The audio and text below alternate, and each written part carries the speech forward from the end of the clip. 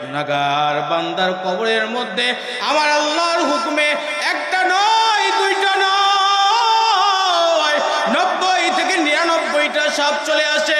বলে সাপগুলো কেমন? বলে জমিনের মধ্যে যদি, দুনিয়ার মধ্যে যদি ওই সাপগুলো একটাবার নিঃশ্বাস ছাড়তো, পুরো দুনিয়ার যা কিছু আছে সব কিছু বিষাক্ত হয়ে যেত। বলেন নাউজুবিল্লাহ। এই সাপগুলি বান্দাকে দংশন করতে থাকবে, বান্দা হাউমাউ হাউমাউ করতে থাকবে। ও যুবক ভাই, শুধু তাই নয়, তাই নয়, গুনাহগার বান্দার কবরের মধ্যে আল্লাহর হুকুম হয়ে যায়।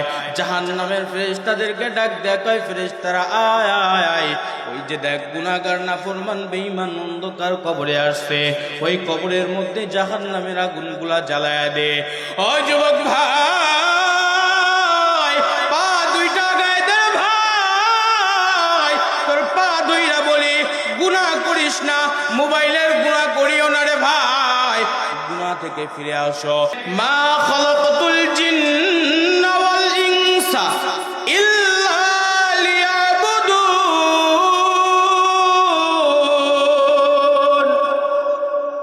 আল্লাহ কয়, বান্দা আমি মানুষ বানাইতাম না, জিন বানাইতাম না। বলে মানুষ বানানোর তো কোনো জরুরত ছিল না, প্রয়োজন ছিল না, জিন বানানোর কোনো প্রয়োজন ছিল না। আমি আল্লাহর ইবাদত করার জন্য বহু সংখ্যক জাতি, বহু সংখ্যক মাখলুক আমি আল্লাহ বানায় রাখছি। এরপরেও মানুষ তোমারে কেন বানাইলাম? একমাত্র কারণ হইল ইল্লা লিয়াবুদুন, যাতে করে বান্দা তুমি আমি আল্লাহর ইবাদত করতে পারো। বলেন সুবহানাল্লাহ। কিন্তু বড় আফসোস আর পরিতাপের বিষয় হলো, আমরা এই জমিনের মধ্যে এসে সেই আল্লাহ যেই উদ্দেশ্যে আমাদেরকে দুনিয়ায় পাঠাইছে, এই উদ্দেশ্যকে আজকে আমরা ভুলে গিয়েছি, আল্লাহর ইবাদতকে আমরা ছেড়ে দিয়েছি। কথা বলেন ঠিক কিনা? আজকে আমরা আল্লাহর ইবাদত ছেড়ে দুনিয়ার পিছে দৌড়াই, আল্লাহর ইবাদত করার কোনো খবর আমাদের থাকে?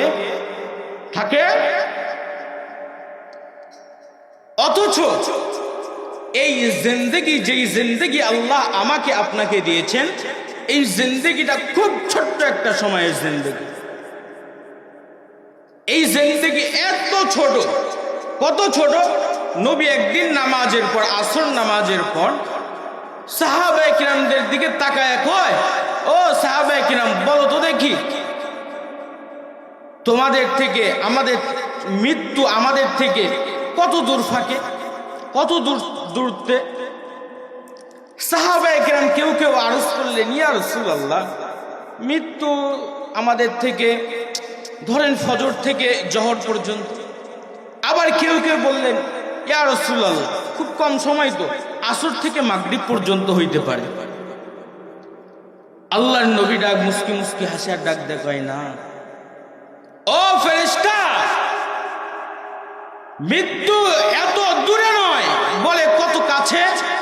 নবী আমার ডাক দেখায়, এই যে নামাজ আদায় করলাম, ডান দিকে সালাম ফিরাইলাম, আসসালামু আলাইকুম ওয়া রাহমাতুল্লাহ। ও সাহাবায়ে কেরাম শোনো,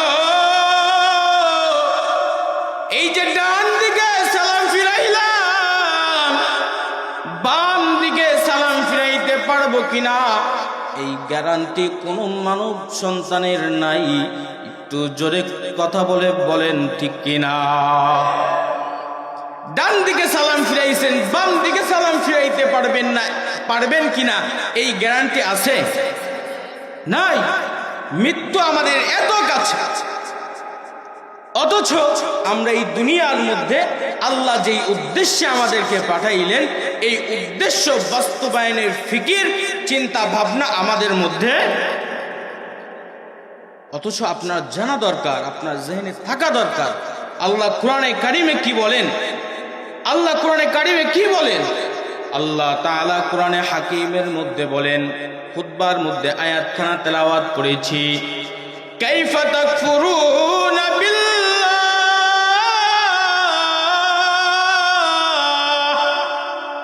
আল্লাহু আকবার। আল্লাহ কয়, বান্দা কাইফা তাকফুরুনা বিল্লাহ, কেমন ভাবে তুমি তোমার রবের নাশকরি করো, কেমন ভাবে তুমি তোমার রবের অস্বীকৃতি আদায় করো। কাইফা তাকফুরুনা বিল্লাহ কুনতুম আমওয়াতান ফাআহয়াহুকুম, যে আল্লাহ তাআলা তোমাকে জীবিত করেছেন আবার মওত দান করবি। যেই আল্লাহ তোমাকে জীবিত করেছেন আবার মৃত্যু দান করবেন, আবার মৃত্যুর পরে আবার জীবিত করবেন, আবার জীবিত করার পরে সুম্মা ইলাইহি তুরজাউন, ওই আল্লাহর দিকেই আমাদেরকে ফিরতে হবে। কথা বলেন ঠিক কিনা? কিয়ামতের ময়দানে ওই আল্লাহর সামনে আমাদেরকে দাঁড়াইতে হবে, হিসাব দিতে হবে। আল্লাহ আখিরাতের মধ্যে, কিয়ামতের ময়দানের মধ্যে বান্দাকে প্রশ্ন করবে, বান্দা নামাজের হিসাব দাও। কিসের হিসাব? আল্লাহ তাআলা একটা বলবেন, বান্দা দুনিয়ার জমিনের মধ্যে তোমাকে 40 বছর 50 বছর আমি হায়াত দিয়েছিলাম। বান্দা এই হায়াতটার মধ্যে যেই ওয়াক্তগুলো নামাজের সময় ছিল, কয় ওয়াক্ত নামাজ পড়েছো হিসাব দাও। ও এলাকার যুবক, বুখুনজার এলাকার ভাই, তো দিলে হাত রেখে বলেন, আল্লাহ তাআলা যদি সারা জিন্দেগির নয় 1 সপ্তাহের নামাজের হিসাব চায়, আমি আপনি কয়জন জান্নাতে যাইতে পারবো? বলেন না, কয়জন যাইতে পারবো? আজকে আমাদের নামাজের অবস্থা বড় খারাপ। এখন যদি এই মজলিসের মধ্যে প্রশ্ন করা হয়, ও ভাই আপনাদের মধ্যে কয়জন নামাজ আদায় করছেন, অনেকে হাত উঠাইতে পারবেন না, আবার অনেকে হাত উঠাইবেন মানুষ যাতে খারাপ না বলে, শরমে পইরা মিথ্যা মিথ্যা কথা কোন ঠিক কিনা? অথচ এই ওয়াজ শোনার চাইতে আল্লাহর বিধান নামাজ কায়েম করা আপনার জন্য ফরজ ছিল। কথা বলেন ঠিক কিনা? আমরা আল্লাহর ওই বিধানকে মানি নাই, বরং যেইটা নফল ইবাদত সেইটার মধ্যে আমরা গুরুত্ব বাড়ায় দেই। আমাদের সমাজের মধ্যে তো এমনও কিছু মানুষ আছে যাদেরকে যদি বলা হয়, ভাই ইমানটা কেমন, ভাই পাক্কা ইমানদার। কি ইমানদার? জোরে বলেন না, কি ইমানদার? ভাই আল্লাহরে ডরাওনি, ভাই আমার মতো কেউ ডরায়নি, আবার সবচেয়ে বেশি ডরাই। কয় ডরাওতে মসজিদে যাও না কা? কয় ডরাই জন্যই তো যাই না, আল্লাহর ঘর যদি ধৈরা ফিরায়। এমন ইমানদার আছে না নাই? জোরে কন, আছে না নাই? हम मुसलमान है मगर हम में मुसलमानी नहीं, हम मुमिन है मगर कामिले मुमिन नहीं। কবি ডাক দেয়া কয়, এই সমাজের মধ্যে অনেকেই মুসলমানিত্ব দাবি করে, অথচ মুসলমানিত্ব তার ভিতরে নাই। অনেকেই ইমানের দাবিদার, কিন্তু খুঁজলে তালাশ করলে তার ভিতর ইমান খুঁজে পাওয়া যায় না। কথা বলেন ঠিক কিনা? অথচ একটা জামানা ছিল, একটা যুগ ছিল, যেই যুগের মানুষদেরকে সব চাইতে খারাপ বলা হইতো। কি বলা হইতো? খারাপ বলা হইতো।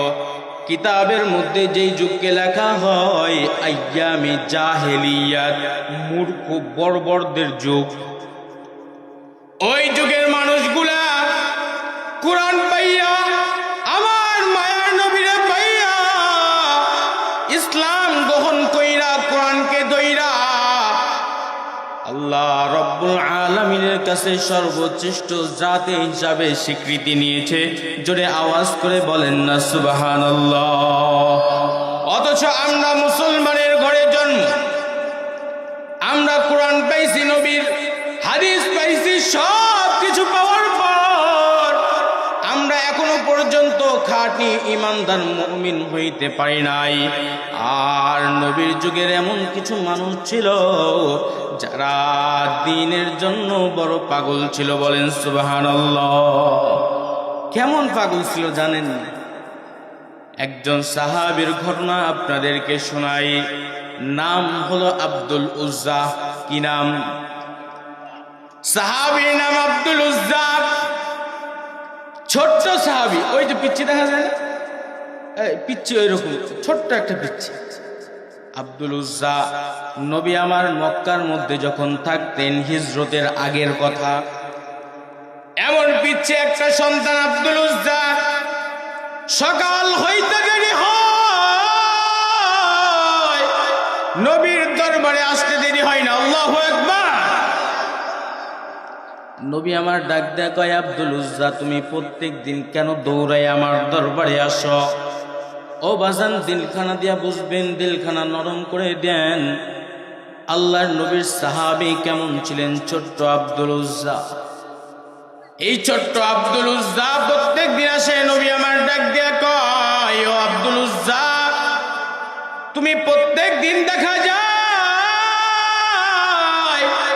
আমি মুহাম্মাদের দরবারের মধ্যে আসো, বলো বলো তুমি কেন আসো? আব্দুল উজ্জা চোখের পানি চাইনা দিয়া ডাক দেয়া কয়, পয়গম্বর, আমি উজ্জা ছোট্টবেলায় আমার বাবা হারায় ফেলছি, আমি আমার বাবার চেহারা দেখি নাই। মন কথা বলতে দেরি হয়, মায়ের নবীর চোখ দিয়া ঠক ঠক কইরা পানি পড়ে, কারণ আমার মায়ের নবী বড় ইয়াতীম, বাবা নাই মা নাই। জন্মের আগে বাবা হারায় ফেলছে, জন্মের 6 বছর বয়সে নবী আমার মা হারায় ফেলছে। ইয়াতীম নবী যখন আব্দুল উজ্জার বাবা হারানোর কথা শুনছে, চোখ দিয়ে টপ টপ টপ টপ করে পানি পড়ে। আব্দুল উজ্জা ডাক দেয়া কয়, পয়গম্বর, আমার তো বাবা নাই, কার কাছে যাব? কারোর কাছে গেলে আমার ভালো লাগে না গো পয়গম্বর, আমি ইয়াতীম সন্তান। এ কারণে এই সমাজের অনেক মানুষ আমাকে দেখলে নাক সিটকানি দেয়, আমাকে দেখলে ধমক দেয়, আমাকে দেখলে দূর দূর কইরা তাড়া দেয়। ও পয়গম্বর, এ কারণে আমি আপনার দরবারের মধ্যে আসি। যখন আপনার চেহারার মধ্যে তাকাই, পয়গম্বর আপনি বিশ্বাস করেন, আমি ছোট্ট আব্দুল উজ্জার অন্তরটার মধ্যে কেমন জানি একটা শান্তি আর প্রশান্তি পাই। একটু জোরে আওয়াজ করে বলেন না সুবহানাল্লাহ। আব্দুল উজ্জা যখন এমন কথা কয়, নবী আমার মুস্কি মুস্কি হাসে। আব্দুল উজ্জা এমন কথা শোনার পর নবী আমার ডাক দেয়া কয়, ঠিক আছে বাজান, তুমি বইসা থাকো, কারণ আমার মায়ের নবী নিজে ইয়েতিম ছিলেন, এই কারণে ইয়েতিম সন্তানদেরকে কখনো আঘাত করতেন না। তো এই আব্দুল উজ্জা, ছোট্ট আব্দুল উজ্জা প্রত্যেক দিন নবীর দরবারে আইসা নবীর দিকে তাকায়া তাকায়া দিলটারে প্রশান্ত করে। অবুখুঞ্জার মুসলমান,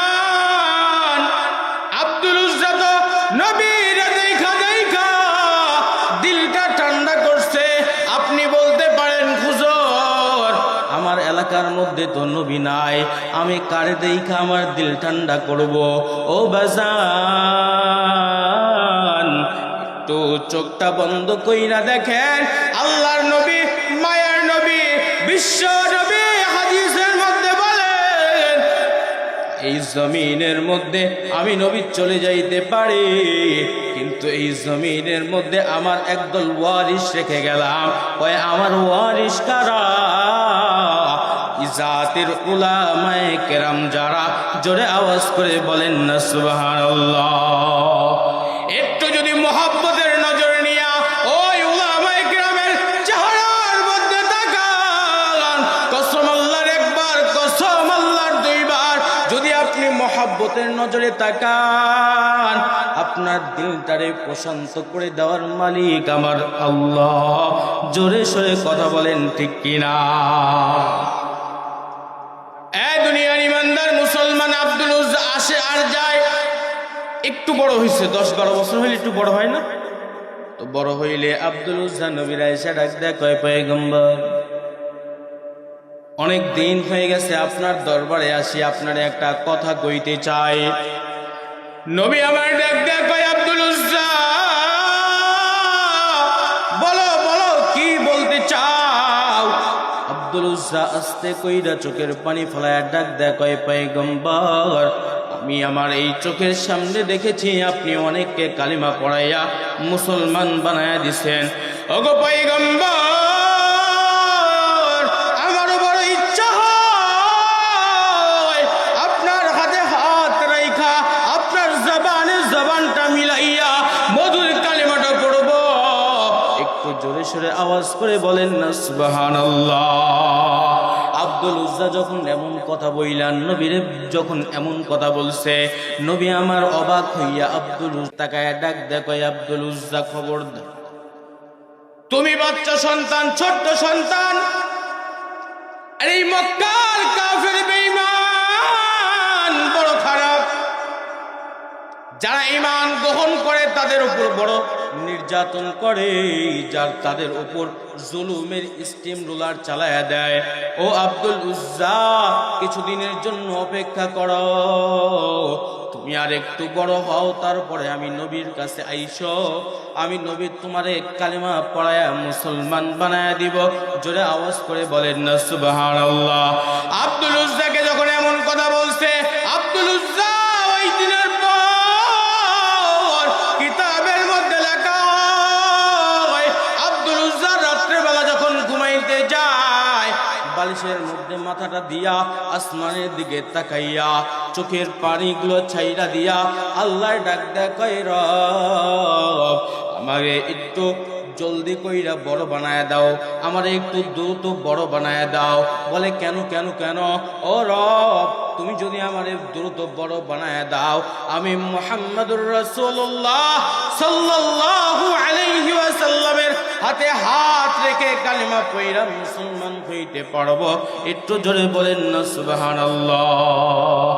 এই ছোট্ট সন্তান আব্দুল উজ্জার দিলের বাসনা এমন ছিল, অথচ এই সমাজে হাজারো যুবক পাওয়া যায় বালিশে মাথা লাগাইয়া আল্লাহর নামটা লয় না, কানের মধ্যে দুইটা শয়তানের তাল লাগাইয়া মোবাইলের মধ্যে ডিজে চালাইয়া এই যে মরণের ঘুম দেয়, ফজরের আজান মুয়াজ্জিন দিয়া দেয়, কিন্তু বান্দার ঘুম ভাঙে না। কথা বলেন ঠিক কিনা? ও যুবক ভাই, দিলটা নরম কইরা দে ভাই, একটাবার তুই চিন্তা কইরা দেখ, তোর কানের মধ্যে হেডফোন, তোর মোবাইলের মধ্যে ডিজে গান চলতেছে, এমন সময় যদি আজরাইল তোমার জানটা কবজ করে নিয়ে যায়, এই অন্ধকার কবর কেমন আযাবের কবর জানো? আমার মায়ের নবী বলে, কোন গুনাহগার যদি গুনাহ নিয়া ওই অন্ধকার কবরের মধ্যে যায়, আমার মাওলার ওই কবরটা ওই বান্দার জন্য ভয়ঙ্কর বানায় দেয়। বলে কেমন ভয়ঙ্কর, কেমন ভয়ঙ্কর? যদি কোনো বান্দা যারা পরিমাণ গুনাহ নিয়া ওই অন্ধকার কবরের মধ্যে যায়, আমার নবী বলেন ওই কবরটার মধ্যে আল্লাহ তাআলার হুকুম চলে আসে, মাটিগুলো দুই সাইড থেকে চাপ দেয়। বলে মাটিগুলো যখন চাপ দেয়, বান্দার কি অবস্থা হয়? আল্লাহর নবী বলেন মানুষের দুই পাজরের হাড়গুলো এইভাবে ঢুকে যায়, একটার সাথে আরেকটা ঢুকে যায়, মরমর করে ভেঙে যায়। ও যুবক ভাই, চোখ দুইটা বন্ধ করে একটাবার তুমি ফিকির করে দেখো, এখন যদি তোমার হাতের একটা আঙ্গুল ভেঙে দেওয়া হয় তোমার কেমন লাগবে? তোমার যদি হাতটা একটু ভেঙে যায় তোমার কেমন লাগবে? ও যুবক ভাই, ওই অন্ধকার কবরের মধ্যে তোমার গুনাহ নিয়ে যাওয়ার কারণে মাটি যখন তোমাকে চাপ দিবে, তোমার এক পাজরের হাড়গুলো আর এক পাজরের মধ্যে ঢুকে যাবে, সমস্ত হাড্ডিগুলো মরমর করে ভেঙে যাবে।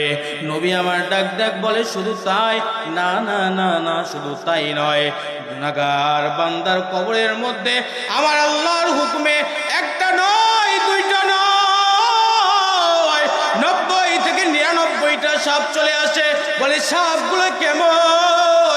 বলে জমিনের মধ্যে যদি দুনিয়ার মধ্যে যদি ওই সাপগুলো একটাবার নিঃশ্বাস ছাড়তো, পুরো দুনিয়ার যা কিছু আছে সব কিছু বিষাক্ত হয়ে যেত। বলেন নাউজুবিল্লাহ। এই সাপগুলি বান্দাকে দংশন করতে থাকবে, বান্দা হাউমাউ হাউমাউ করতে থাকবে। ও যুবক ভাই, শুধু তাই নয়, গুনাহগার বান্দার কবরের মধ্যে আল্লাহর হুকুম হয়ে যায়, জাহান্নামের ফেরেশতাদেরকে ডাক দেয়া কয়, ফেরেশতারা আয় আয় আয়, ওই যে দেখ গুনাহগার নাফরমান বেঈমান অন্ধকার কবরে আসছে, ওই কবরের মধ্যে জাহান্নামের আগুনগুলা জ্বালায়া দে। ও যুবক ভাই, পা দুইটা গায়ে দে ভাই, তোর পা দুইরা বলি গুনাহ করিস না, মোবাইলের গুনাহ করিও না রে ভাই, গুনাহ থেকে ফিরে আসো। তো বলতেছিলাম আব্দুল উজ্জা শুয়া শুয়া আল্লাহর ডাইকা কয়, রব আমারে বড় বানায় দাও, আমারে লম্বা বানায় দাও, যাতে আমি কালেমা পইরা মুসলমান হইতে পারি। আব্দুল উজ্জা এমন করে ঘুমায়, প্রত্যেকটা রাত আব্দুল উজ্জার চলে যায়।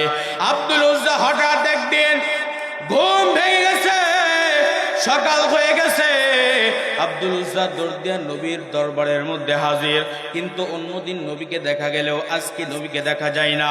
সাহাবায়ে কিরামদেরকে ডাক দেয়া কয়, ভাই মায়ার নবী কোথায় গেছে বলো না। আল্লাহর নবীর সাহাবায়ে কিরাম ডাক দেয়া কয়, ও ভাই দুঃখের কথা কি বলবো, মায়ার নবী চোখের পানি ফেলতে ফেলতে মক্কা থেকে হিজরত করে মদিনায় চলে গেছে। মায়ার নবীর হিজরতের ইতিহাস বড় লম্বা, ওদিকে যাব না রে ভাই। মায়ের নবী যখন হিজরত করে মক্কা থেকে মদিনার দিকে যায়, চোখের পানিগুলো ফেলে ফেলে কান্দে, আর কাবাকে ডাক দেয়া কয়, কাবারে আজকে চোখের পানি ফেলে ফেলে যাচ্ছে, একদিন ঠিক ওই বিজয়ের পতাকা নিয়ে তোর চত্বরে আমি হাজির হব। জোরে সোরে বলেন না আল্লাহু আকবার। মনে রাখবেন মুসলমান, মুসলমান আজকে যদি আমার খায়, আজকে যদি পিছিয়ে পড়ে আর থাকে, একদিন সময় আসবে যেদিন মুসলমান কালিমার পতাকা হাতে নিয়ে, কালিমার পতাকা হাতে নিয়ে বিজয়ের মালা গলায় পড়ে এই জমিনের মধ্যে রাজত্ব করবে ইনশাআল্লাহ। তাআলা একদিন দেখায়া দিবে ইনশাআল্লাহ, খালি সবুরের অপেক্ষা। তো নবী আমার কান্দে আর চোখের পানি ফেলায় ফেলায় কাবারে এই কথা কয়, একদিন বিজয়ের পতাকা নিয়ে আসব। নবী হিজরত করে চলে গেছে। আব্দুল উজ্জা কয়,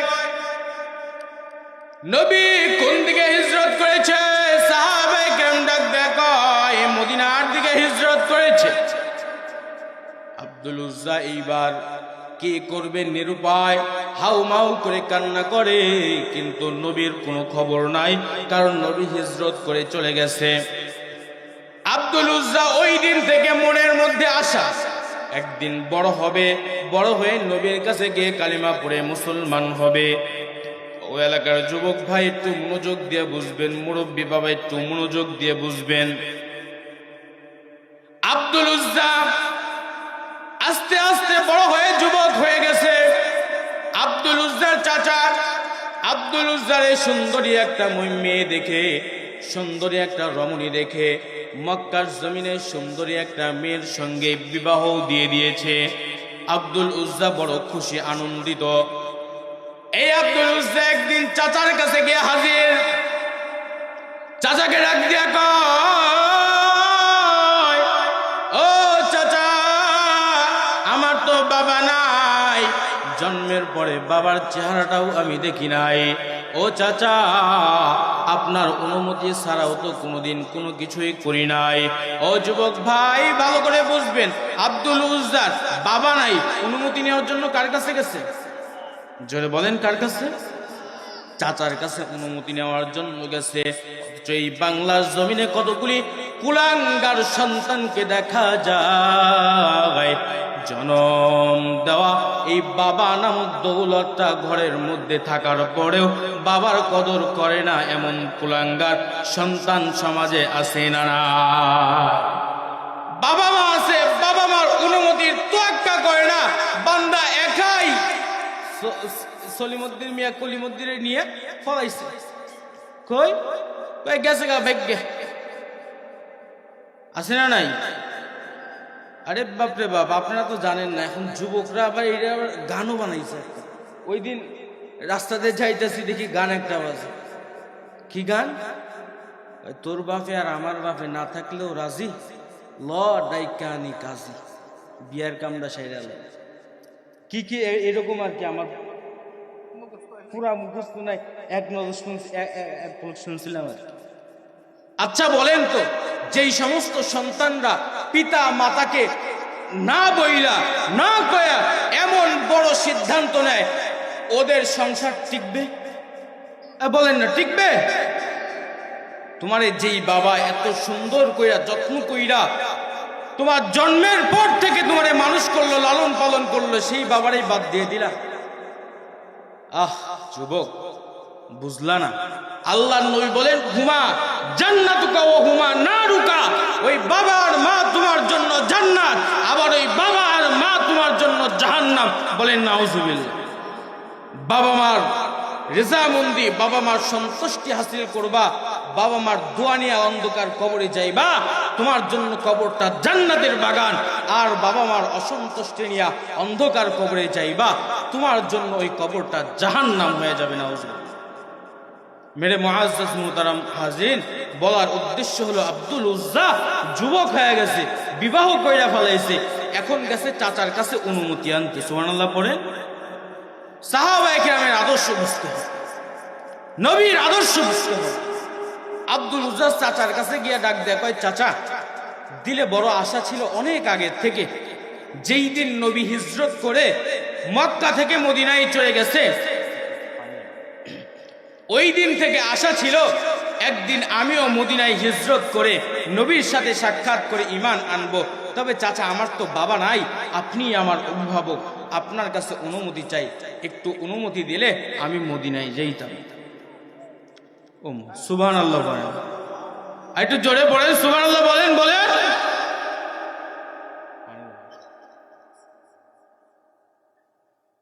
আব্দুল উজ্জা চাচার তো মাথা নষ্ট।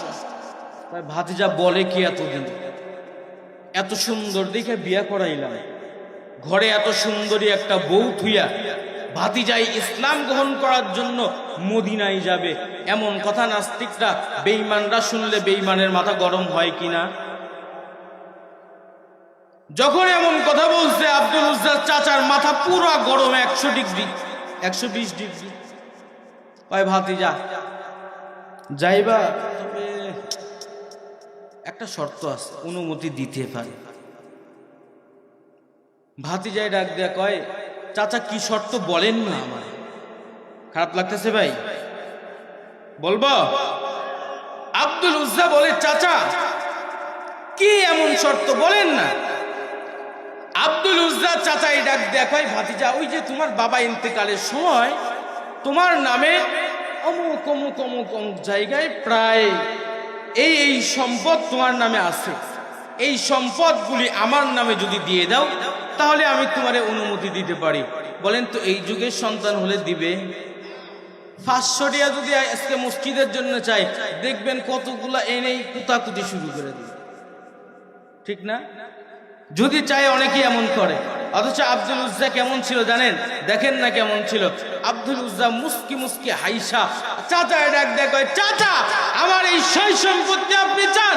জান, আমি আব্দুল উজ্জা আমার বাবার দেওয়া সমস্ত সম্পদ, আমার অর্জন করা সমস্ত সম্পদ আপনাকে আল্লাহর নবীর জন্য, আল্লাহর নবীর মহব্বতের জন্য, দ্বীন ইসলামের জন্য সব দিয়ে দিলাম। সুবহানাল্লাহ জোরে বলেন না। সব দিয়ে দিচ্ছে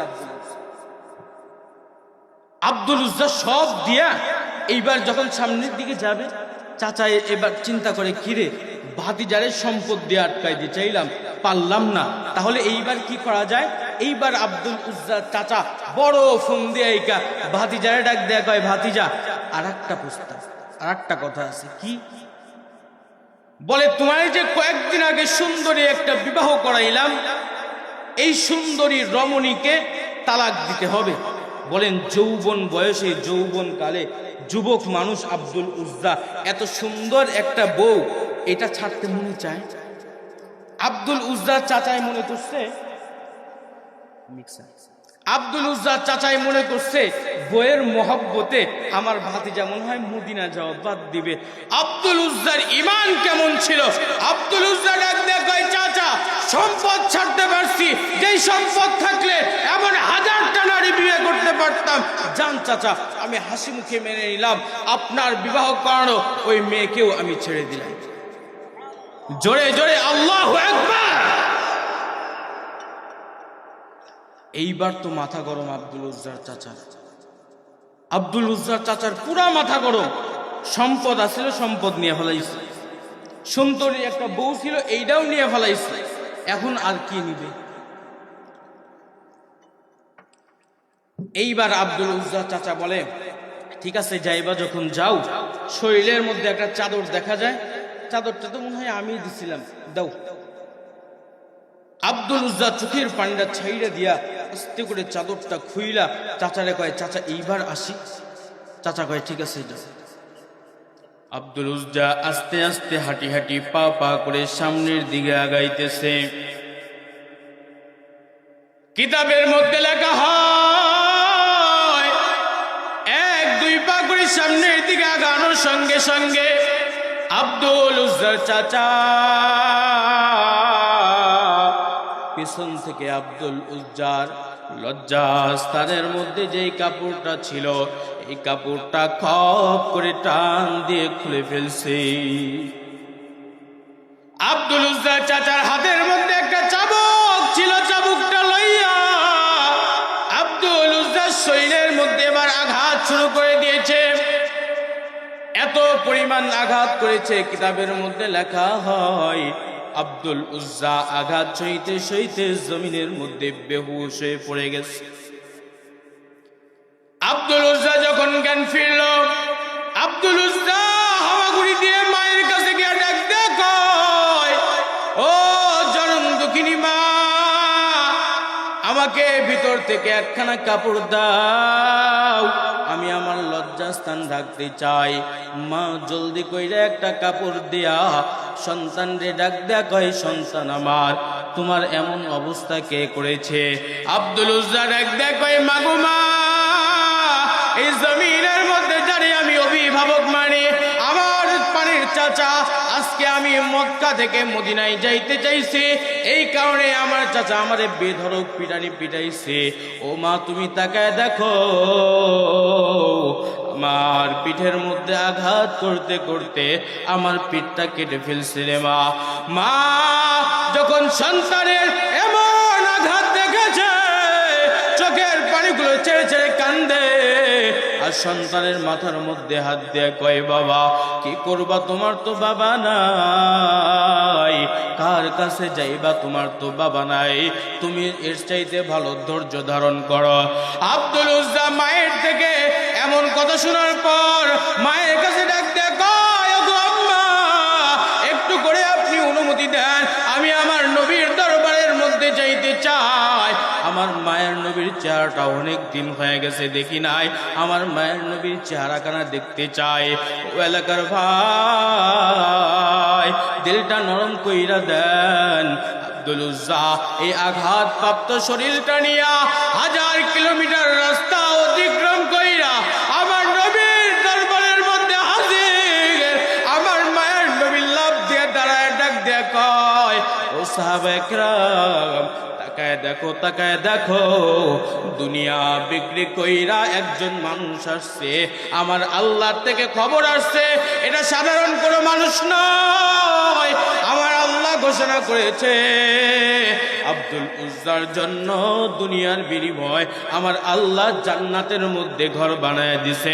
জোরে সোরে আওয়াজ করে বলেন না সুবহানাল্লাহ। আব্দুল উজ্জা মায়ের নবীর চেহারার মধ্যে তাকাইয়া চোখের পানি ছাইরা কান্না আরম্ভ করে দিয়েছে। আল্লাহর নবী কোনো কথা নাই। আব্দুল উজ্জার হাত দুইটা ধইরা, আব্দুল উজ্জার হাত দুইটা ধইরা আব্দুল উজ্জা ডাক দা কয়, পড়ো পড়ো আব্দুল উজ্জা, আমার সঙ্গে পড়ো। আব্দুল উজ্জারে কালিমা পড়ায় দিছে, লা ইলাহা ইল্লাল্লাহু মুহাম্মাদুর রাসূলুল্লাহ।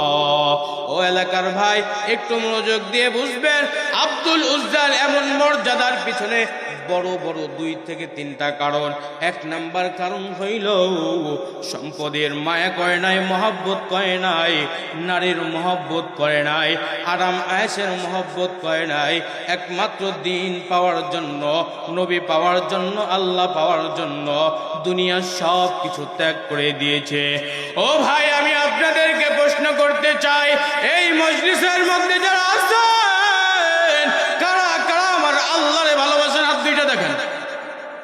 আল্লাহরে ভালোবাসেননি, নবীরে মহব্বত করেননি। সবাই ভালোবাসেন? সবাই বাসেন? আয় আল্লাহ, কুদরতের নজর দিয়া তাকায় দেখেন, এই বুখুঞ্জার মুসলমান হাত উঠাইছে, আপনারে বড্ড বেশি মহব্বত করে, নবীজিরে মহব্বত করে। আল্লাহ এই হাতগুলারে আপনি কবুলার মঞ্জুর করে নেন, বলেন আমিন। সত্যি মহব্বত করেন?